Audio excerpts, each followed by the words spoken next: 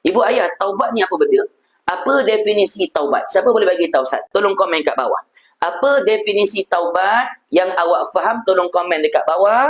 Ustaz nak baca komen awak. Awak ni faham ke tak faham berkaitan tentang makna taubat?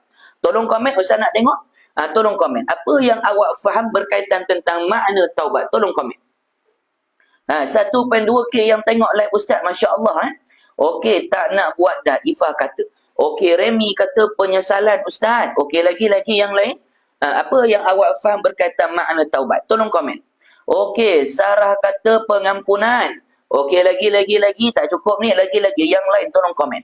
Ayam Kampung kata mohon keampunan. Nurhaya kata menyesal atas dosa yang lalu.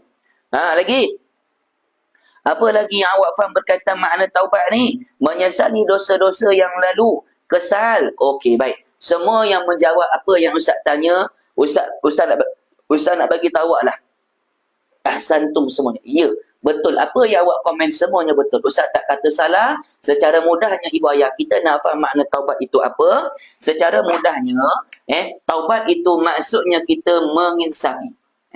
Kita menginsafi, kemudian kita menyesali.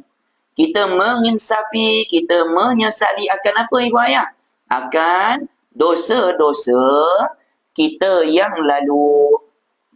Serta kita berazam, ibu ayah, abang-abang, kakak-kakak, adik-adik. Kita berazam untuk kita tak ulang lagi. Kita berazam, kita tak nak ulang lagi dosa tersebut.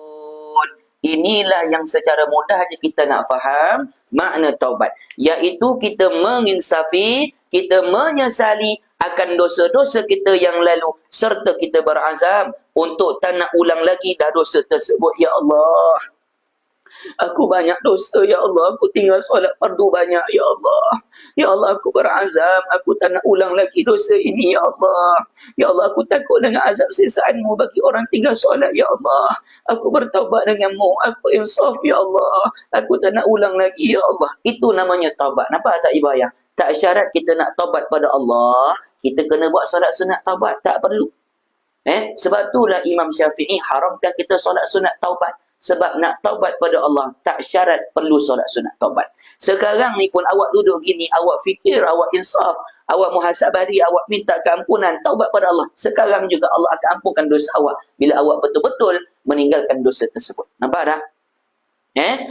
Jelas tak? Siapa baru tahu malam ni, rupa-rupanya kalau kita